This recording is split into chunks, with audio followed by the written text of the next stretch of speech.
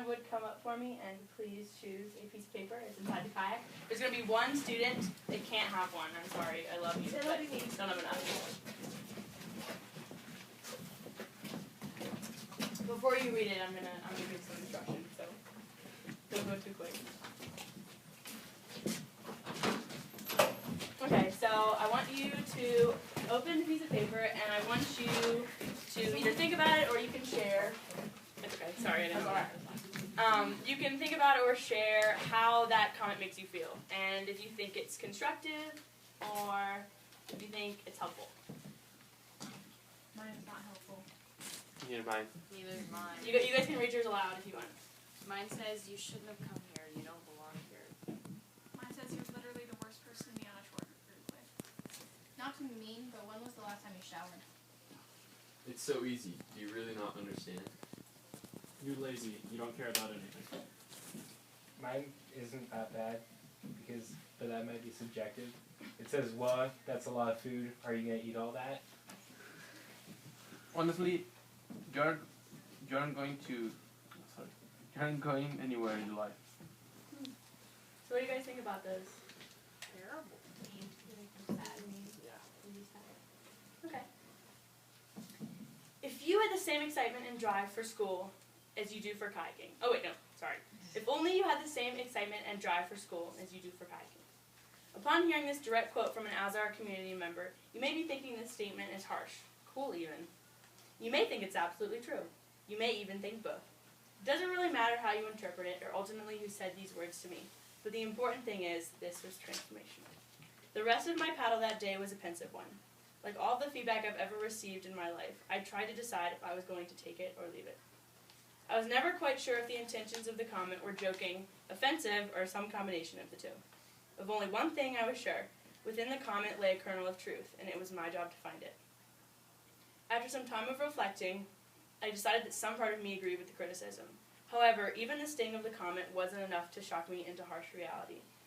Then it wasn't until our Into the Wild unit in English that it became transformative. In school, I've always struggled, continuously asking myself, why does this even matter?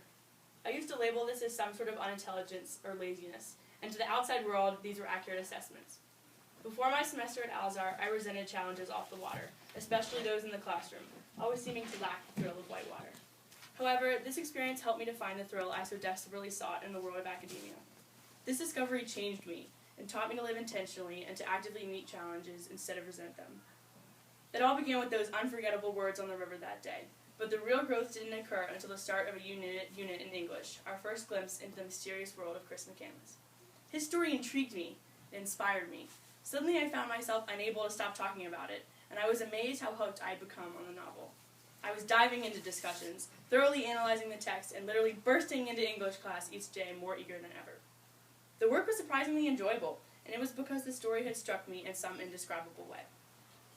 Throughout the unit, Austin praised my engagement and enthusiasm, and one day it clicked. It was different, and it was unfamiliar, but I had finally discovered academic passion. Throughout the semester, I was also forced to face the boundaries of my comfort zone, strengths, fears, and limits. Despite strong beliefs towards a continuous expansion of one's comfort zone, I had never correctly applied this to my own life. Socially, I had never struggled in any way, so I had created my own definition of the term. To me, a comfort zone had always meant be bold, be daring, and be different. However, none of this was ever particularly challenging to me.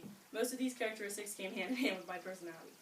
With this knowledge, I came to the realization that I had never really pushed myself to these perceived limits of comfort. So when I was suddenly in an uncomfortable social situation, you can imagine my surprise.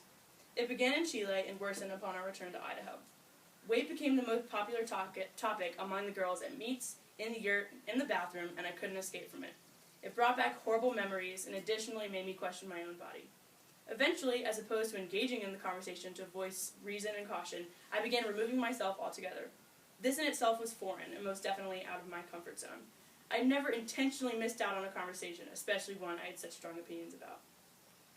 My intentionality made an appearance during an academic spiral downwards post-Chile as well. Dan told me if I didn't pull my grades up, I wouldn't be able to kayak. Although I was incredibly bought into our English unit, my other grades had slipped. Essentially, my other classes were going to keep me from my true passion, and I was not happy about it. At the beginning of the semester, I would have complained about the work and continued to let it pile up. However, that's not what I did. I increased my work sessions with Tova.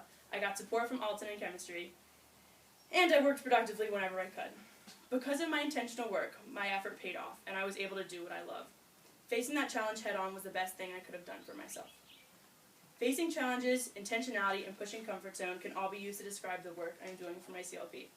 I have created a fun event to raise awareness for eating disorders and promote healthy body image amongst teenagers in my hometown. In a lot of ways, this project will be pushing my comfort zone, primarily because of how personal the subject is. I will be sharing the story with those who question my motivation for the project, and answering that question to strangers will be hard. It will be an example of intentional living because I am taking a tragic event in my life and making it mean something, and I'm purposefully trying to awake our generation to the problem of eating disorders. This will be challenging because it will require lots of support, specific planning, and because at times I will be thinking only of my friend. Even though these things may stand against me, my passion will be a stronger force. I have found that it can even motivate me to love academics and lead me in embracing challenges in my life. In paddling, I take every opportunity to challenge myself. I run the hardest lines, I punch holes, and I dare the river to flip me. However, before Alzar, I'd never applied this ethic to my schoolwork or the way in which I lived. Recently, I have learned that my passion can make anything possible, and even if I don't have my heart in it, facing challenges is ultimately what strengthens you. Living intentionally this way is the key to success. Even if it's not someone critiquing you and it's just a voice in your head, it could be those words that change everything.